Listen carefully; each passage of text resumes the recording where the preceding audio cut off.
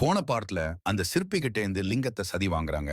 இப்ப அந்த லிங்கத்தை எடுத்துட்டு போய் விஷ்ணு சிலையில யாருக்கும் தெரியாம அதை வைக்க வேண்டிய இடத்துல வச்சிடுறாங்க.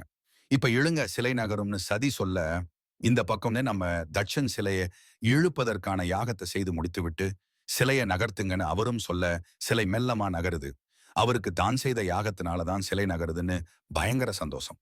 ஆனா நம்ம சதிக்கு தான் தெரியும் வைக்க வேண்டிய இடத்துல சிவலிங்கத்தை வச்சதுனால தான் சிலை நகருதுன்னு.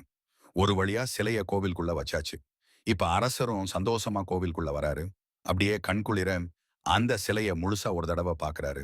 அவரு கண்ணுல சிவலிங்கம் பட்டுருச்சு. பார்த்துட்டு செம டென்ஷன் ஆகுறாரு. யாருடா? யாரு இங்க இத வச்சதுன்னு கத்துறாரு.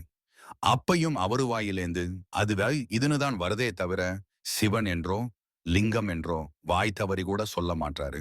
இதை இந்த இடத்துல வைத்தது யாருன்னு கடும் கோபத்துடன் கத்துறாரு. அங்கிருந்த கூட்டமே அதிர்ந்து போயிடுது. அப்ப நான் தான் தந்தையேன்னு சதி வந்து முன்னாடி நிக்கிறாங்க. தட்சனுக்கு மிகப்பெரிய அதிர்ச்சி. யாரு நீயா? என் பொண்ணா?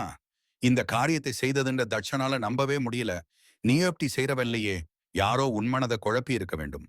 தந்தையையும் மகளையும் பிரிக்க யாரோ இந்த சதி திட்டத்தை தீட்டி இருக்க வேண்டும் என்று சொல்லிட்டே இருக்காரு. யாரு இந்த வேலையை பார்த்தது? என் பொண்ணு மனசை குழப்பியது யாருன்னு கூட்டத்தை பார்த்து கத்துறாரு. அதே நேரத்துல அங்க ஒரு 10 20 முனிவர்கள் வராங்க. போன பார்ட்ல பார்த்தோம் இல்லையா? சதிக்கு சிவன் சம்பந்தப்பட்ட விஷயங்களை சொல்லி கொடுத்தாரே, அந்த முனிவரும் அங்கு வருகிறார். தட்சன் அவரை பார்த்து, ஓ, நீர்தானா மலர்களை பறிக்க சென்ற என் பெண்ணிடம் தேவி இல்லாததெல்லாம் சொல்லி அவள் மனதை குழப்பி வச்சிருக்குன்னு சொல்றாரு. அதற்கு முனிவர், இல்ல, நீங்கள் தான் தவறு செய்கிறீர்கள். எல்லாம் சரியாக செய்ய வேண்டிய இடத்துல சிவனை கடவுளாக ஏற்க மறுக்கிறீர்கள். அவருக்கு கொடுக்க வேண்டிய மரியாதையை தரமாத்தீங்கன்னு முனிவர் சொல்ல, உடனே தட்சன் என்ன எல்லாத்தையும் மறந்துட்டீங்களா? நீங்க சொல்ற அந்த சிவன் என்ன அப்பா? பிரம்மாவை சப்பிச்சவன் அந்த சிவன். அந்த ஆளை நான் கும்பிடுவதா? நடக்கவே நடக்காதுன்னு சொல்றாரு. சதியை பார்த்து, மகளே, என்னை மன்னித்து விடு. அந்த ஆளு யாரு என்பதை உன்கிடம் சொல்லி வளர்த்திருக்க வேண்டும். சொல்லாமல் விட்டது என்னோட தவறுதான். அந்த ஆளு யாரு தெரியுமா? உடம்பு முழுக்க செத்து போனவங்களோட சாம்பலை பூசிக்கொள்பன். அங்கேயும் இங்கேயும் பிச்சை எடுத்து வாழ்பவன். அரக்கர்களும் அசுரர்களும் அகோரிகளும் கூட்டமா நின்னு அந்த ஆளை கும்பிடுறவங்க. அப்படிப்பட்ட ஒரு ஆளை எப்படி நான் கடவுளாக ஏற்றுக்கொள்ள முடியும்னு எடுத்து சொல்றாரு. அந்த பக்கமா உடனே முனிவர், இல்லை, நீங்கள் சொல்றது மிகப்பெரிய தவறு.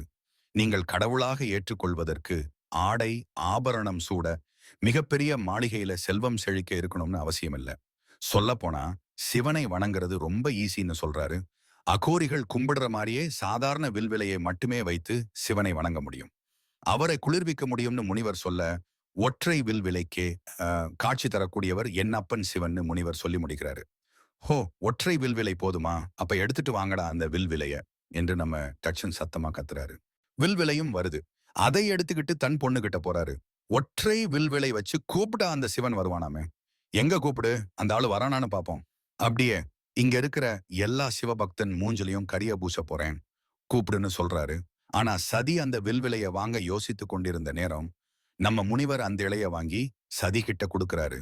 மனசார அந்த சிவனை கூப்பிடு, வருவார், உனக்கு காட்சி அளிப்பார்னு சொல்றாரு. இவங்களும் இந்த இலைய வாங்கிக்கிட்டு சிவனே போற்றி, சிவனே போற்றி, சிவனே போற்றின்னு மனதார வணங்குறாங்க. இப்படி அவங்க வணங்க ஆரம்பிச்சதும் அந்த இடமே காற்று பனி புயல்னு வீச ஆரம்பிக்குது. ஒரே புகை மூட்டமா இருக்கு. ஆனாலும் இங்க சதி சிவனை வணங்குறத விடல, கண்ணை மூடி வேண்டிக்கிட்டே இருக்கிறாங்க. இப்ப கண்ணை திறந்து பாக்குறாங்க, சிவன் வந்துட்டாரான்னு. அப்படியே வானத்துல இருந்து புகை மூட்டத்துடன் ஒரு உருவம் தெரிய ஆரம்பிக்குது. உடனே அங்கிருந்த முனிவர்கள் எல்லாம் தன்கிட்ட இருந்த சாம்பலை எடுத்து வானத்தை பார்த்து தூவி ஹரஹர மகாதேவன் கத்திட்டு சந்தோஷமா ஆடிட்டே இருக்காங்க. அந்த புகை மூட்டத்துல ஒரு உருவம் தெரிய ஆரம்பிக்குது.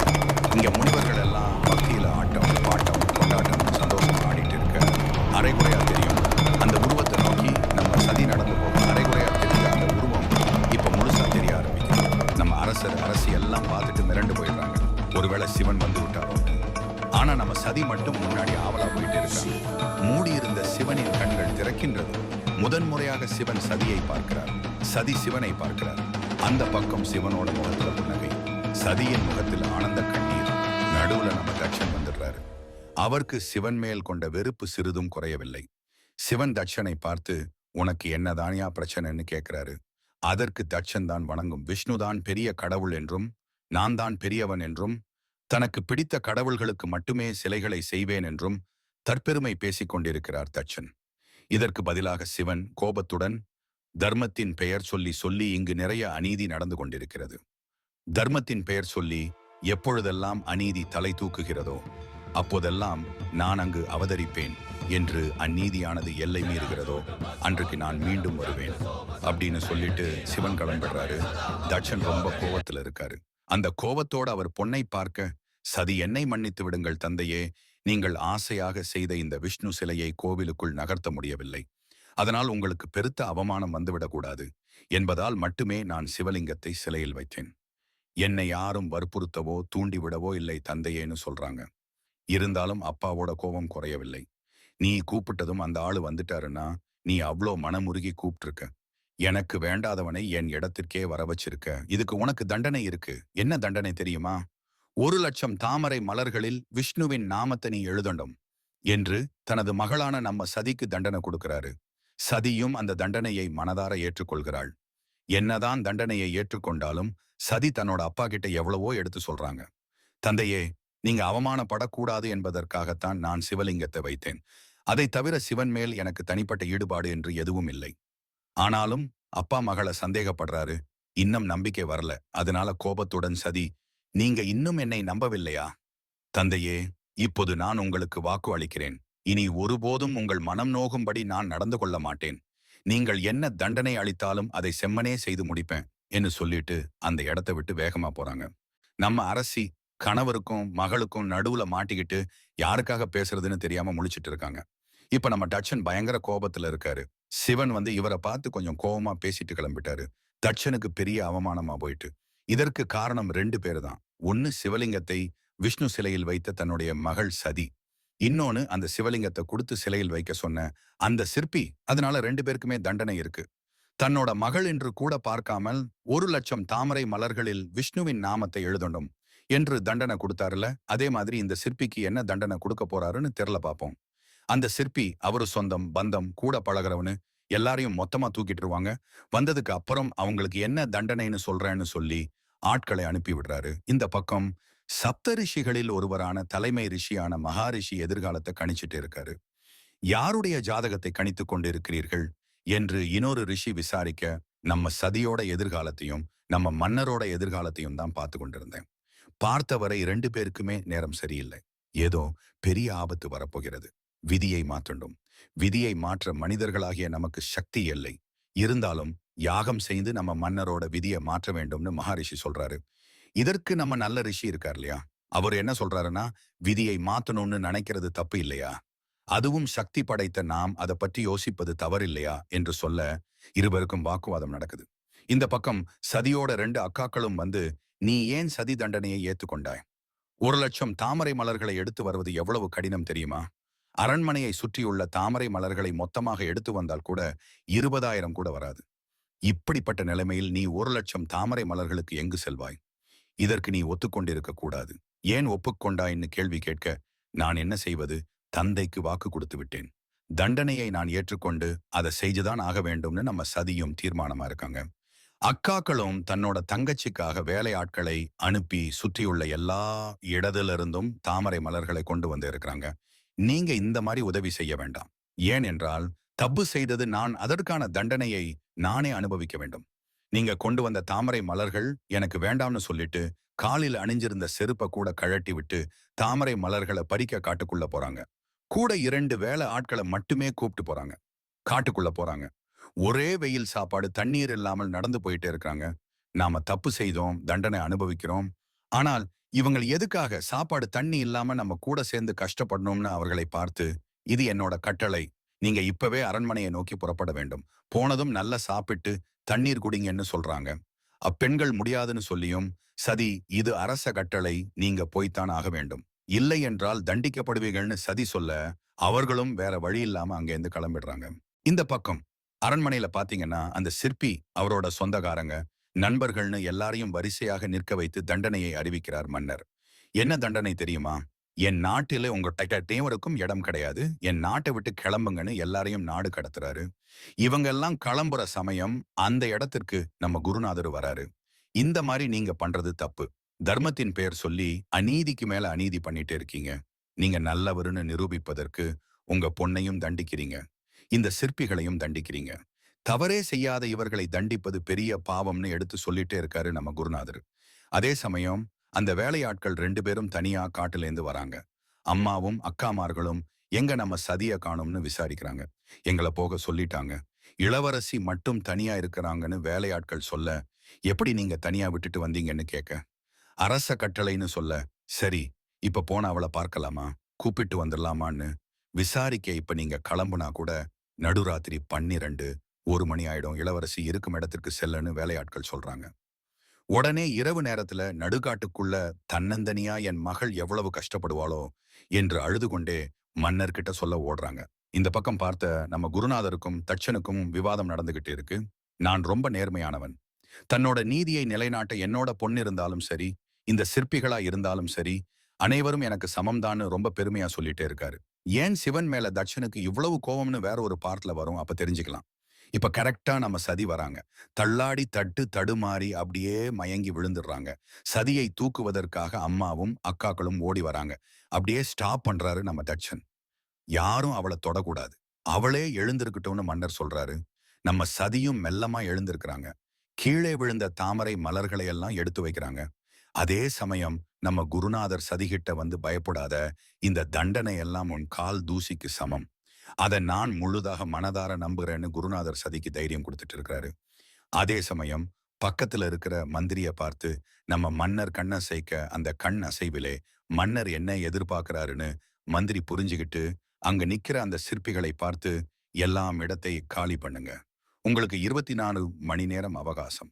அதற்குள் உங்க குடும்பங்களை அழைத்து கொண்டு இந்த நாட்டை விட்டே சென்றிருக்க வேண்டும்.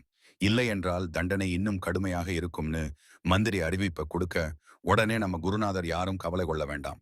என் கூட வாங்க. எல்லாம் வல்ல அந்த சிவன் கிட்டேயே உங்களை அழைத்து செல்கிறேன்.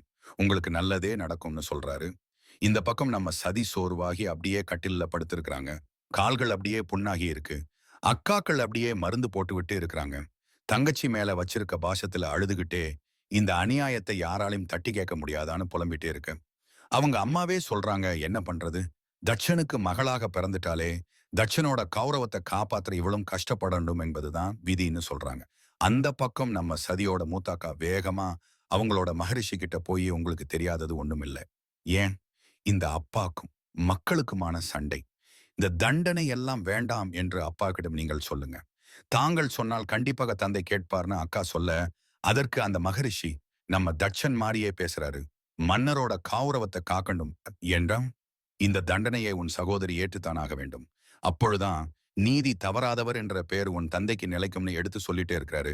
இத கேட்டு அக்கா கடுப்பாகி கிளம்பிடுறாங்க. பூலோகத்தையே காமிச்சிட்டே இருந்தாங்க இல்லையா, இப்ப அப்படியே கட் பண்ணி நம்ம விஷ்ணு குடிகொண்டிருக்கிறோம் அந்த இடத்த காமிக்கிறாங்க. மகாபாரதத்துல நம்ம எல்லாருக்கும் பிடிச்ச கிருஷ்ணனாக வேற எவரையும் நம்மளால ஏற்றுக்கொள்ள முடியாத அளவுக்கு இவருக்கு மட்டும்தான் இந்த கேரக்டர் பொருத்தமா இருக்கும். பர்சனலா எனக்கு மிகவும் பிடிச்சவர். அவர்தான் இங்கேயும் விஷ்ணு கேரக்டர் பண்றாரு. நம்ம விஷ்ணு அழகா பள்ளி கொண்டு இருக்கிறாரு. பார்க்கவே அவ்வளவு அழகா இருக்குது.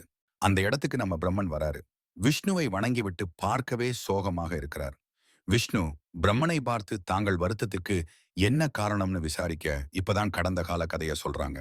யார் இந்த தட்சன், இவர் ஏன் சிவனை வெறுக்கிறாருன்னு. என்னுடைய மகன், எனக்கு பிறந்த, எனக்கு மிகவும் பிடித்த என் மகன் தட்சன், அவனுக்கு நான் தான் இந்த உலகத்திற்கே கணக்கு எழுதக்கூடிய பிரஜாதிபதி என்கிற பதவியை அளித்தேன்.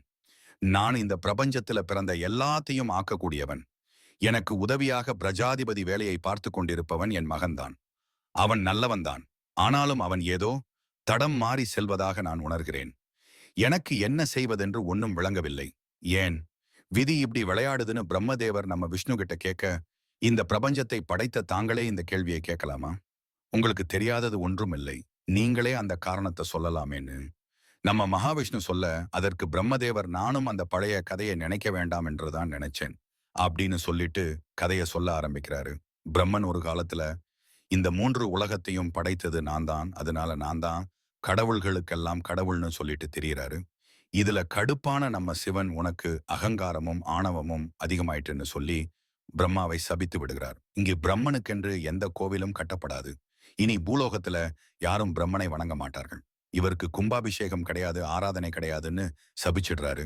அது மட்டும் இல்லாம அகங்காரத்துல ஆடிக்கிட்டு இருந்த நம்ம பிரம்மதேவருக்கு மொத்தமாக 5 தலைகள் இருந்தது. அதுல ஒரு தலையை நம்ம சிவன் வெட்டி விடுவார். அதன் பிறகுதான் இவர் கிட்ட இருந்த அகங்காரம் நீங்கி ஒரு நல்ல கடவுளாக மாறியிருக்கிறார்.